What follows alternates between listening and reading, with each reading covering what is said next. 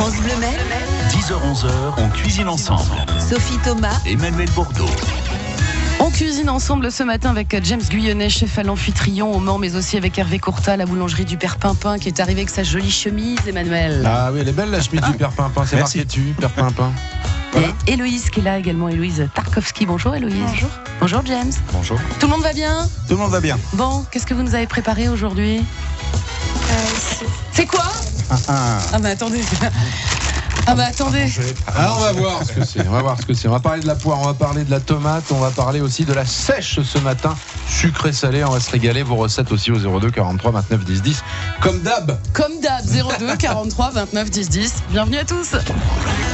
Vos questions, vos recettes, votre avis, appelez-nous 02 43 29 10 10. On cuisine ensemble sur France Bleu Maine. Alors Emmanuel, la thématique pour le concours des cordons cette année avant l'édition 2016 des 24 heures cuisine, c'est juste derrière la porte, si je puis me permettre. Exactement, c'est 24-25 septembre. On vous attend très nombreux à l'abbaye de l'Épau. On rappelle que c'est entrée gratuite en plus. En plus, on et va pas se commence gêner. toute la journée. Vous connaissez, vous êtes déjà venu vous. Moi je ne viens jamais, vaut mieux pas. Si, vous êtes venu une année, vous êtes resté très tard la nuit aussi, je m'en souviens. Faut pas tout raconter non, non faut plus. pas tout raconter. Cher Emmanuel, la poire donc. Oui, la poire autour d'un dessert, c'est la première étape du concours. Vous avez encore à peu près 72 heures pour vous inscrire sur francebleu.fr. Vous allez voir, il y a une petite fenêtre, vous inscrivez.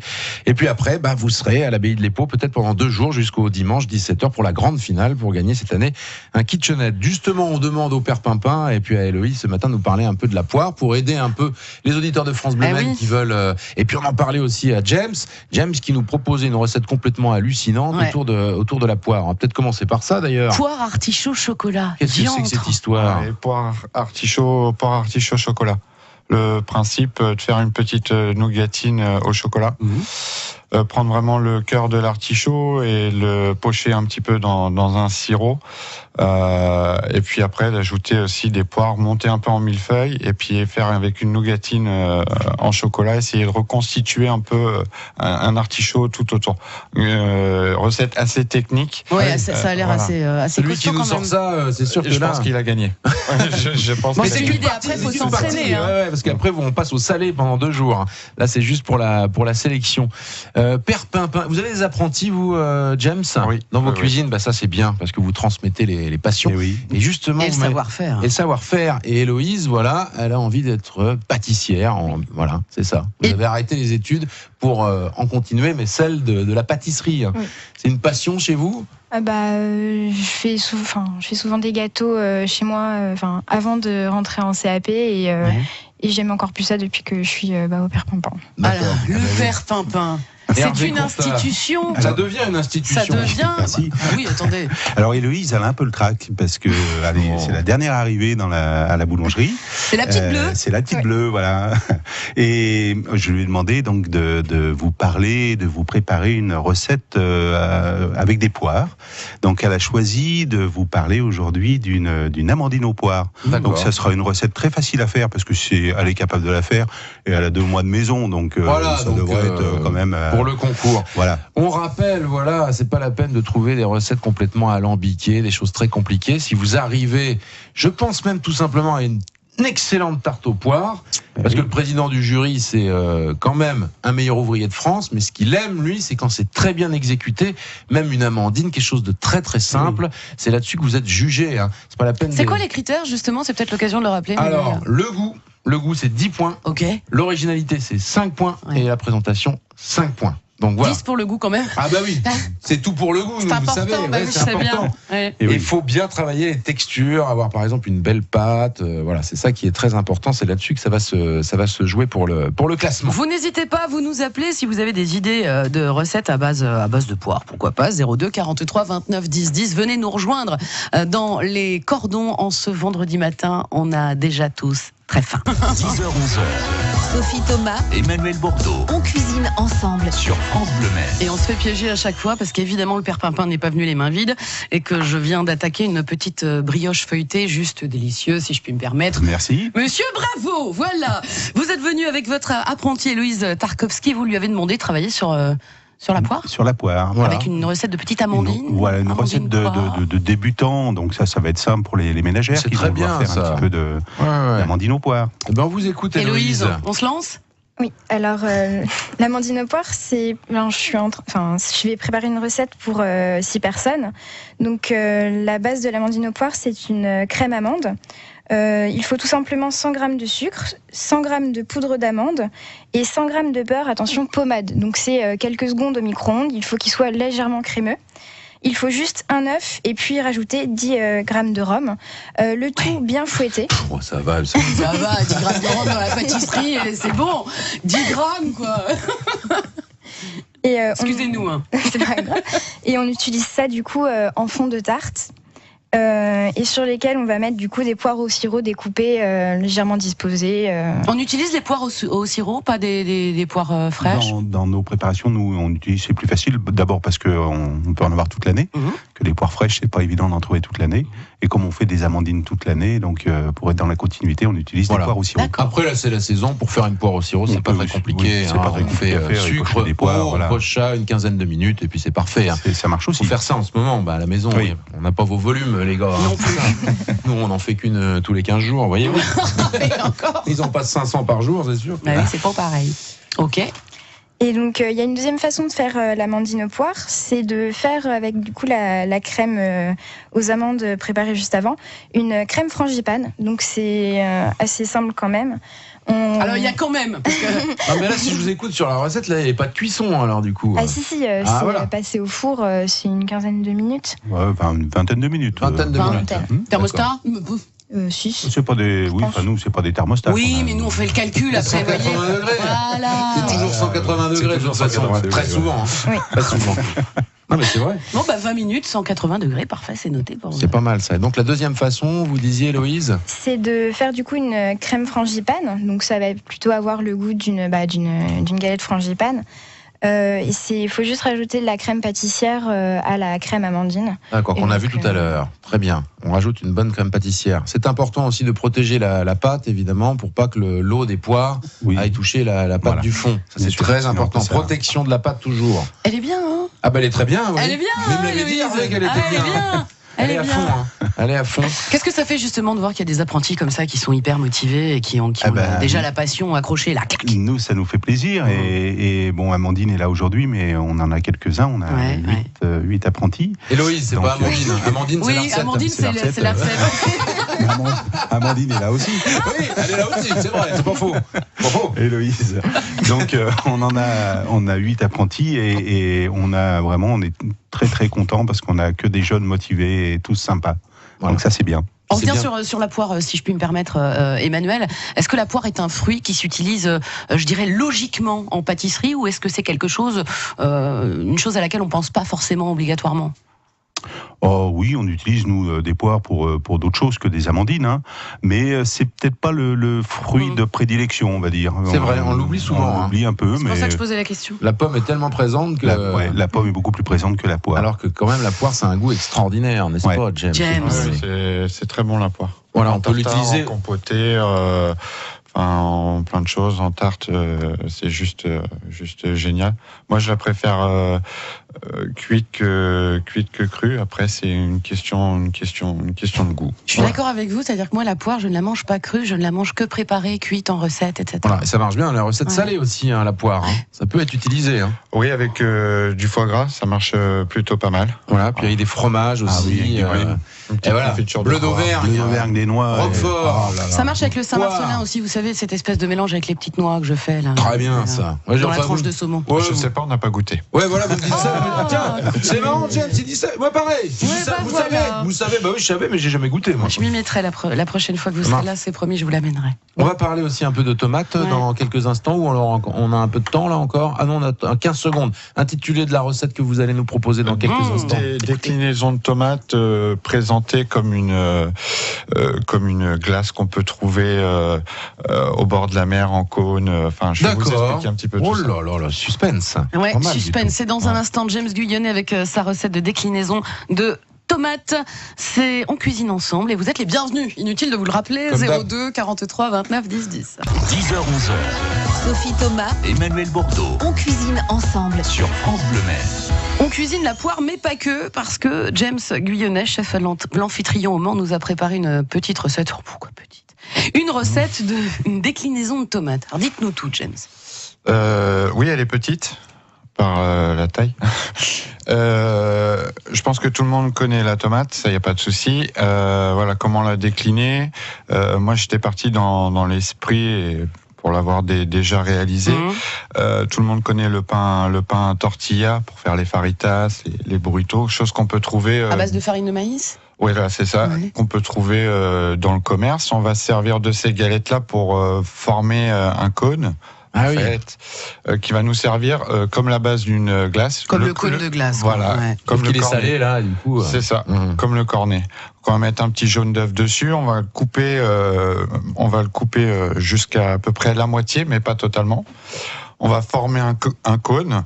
Pour le tenir, quand il va passer à la cuisson, soit vous mettez un petit ramequin pour vraiment que la pliure elle soit bien collée avec le jaune d'œuf. Sinon, il y a les instruments aujourd'hui pour faire les cônes et les passer. cônes ouais. directement, passer à 180 degrés. Je pense que c'est Toujours pareil. C'est la température mythique. Si on veut pas se louper, c'est 180 Ok. degrés. Ben non, mais c'est Voilà. vrai. Il y a d'ailleurs un magazine formidable qui s'appelle 180 degrés que je vous conseille. Des bouquins super. Ah oui, oui, c'est un magazine, mais ça ressemble vraiment à des livres. Vous avez raison. Je vous conseille d'acheter ça. Et en effet, c'est vrai que 180 degrés, il y a que pour quelques recettes où on est un peu plus haut ou un peu plus bas. Mais généralement, c'est marrant. C'est la ça. température idéale. Vaut mieux mettre 180 degrés et regarder un peu plus souvent Mmh. que mettre 220 et ça sent le crâne au bout. Parce que ça crame. Oh, parce que ça merde. crame derrière. Non, donc on met le pain tortilla à 180 degrés pendant 5-6 minutes, le temps que ça dort bien, que c'est un aspect croustillant.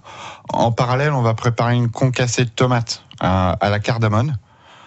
Donc, ce qu'on va faire, c'est qu'on va prendre quelques tomates qu'on va monder. Alors, le principe de monder une tomate, c'est de faire une petite croix au niveau du dos de la tomate, enlever le pédoncule, le passer 30 secondes dans l'eau frémissante, les refroidir directement, Ça s'en va tout seul. voilà, les éplucher, les épépiner, couper en petits cubes.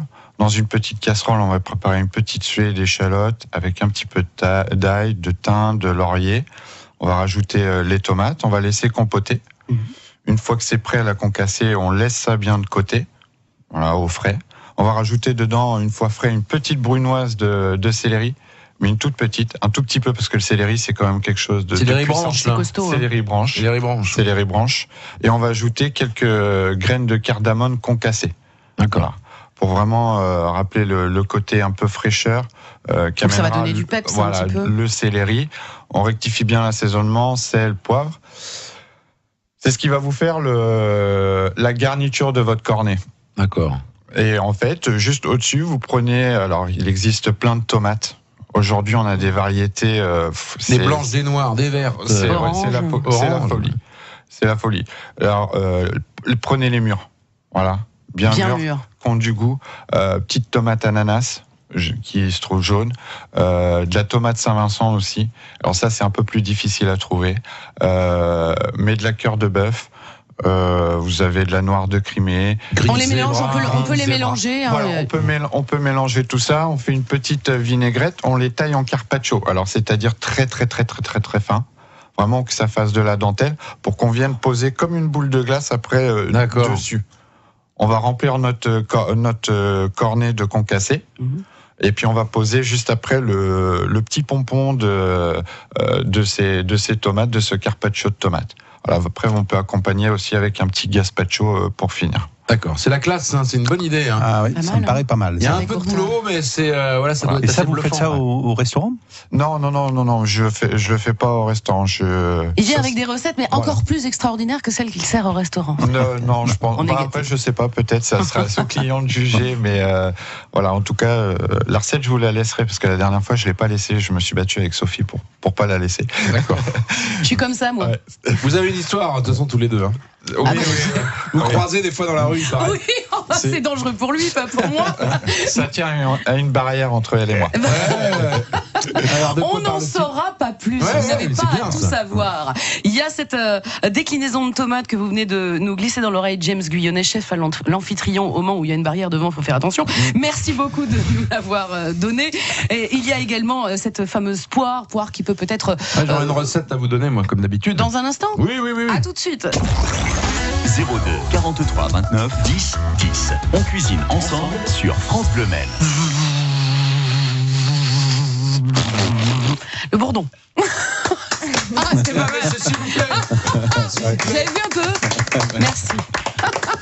Le bourdon est une spécialité sartoise du coin, en tout cas. Hein. Oui. Et vous en vendez au Père Pimpin du Nous les bourdon. vendons et nous les faisons, oui, bien sûr. Voilà, ça marche bien, ça. C'est un dessert traditionnel, on va dire. Je pense que ça se vend bien en Sarthe. Hein.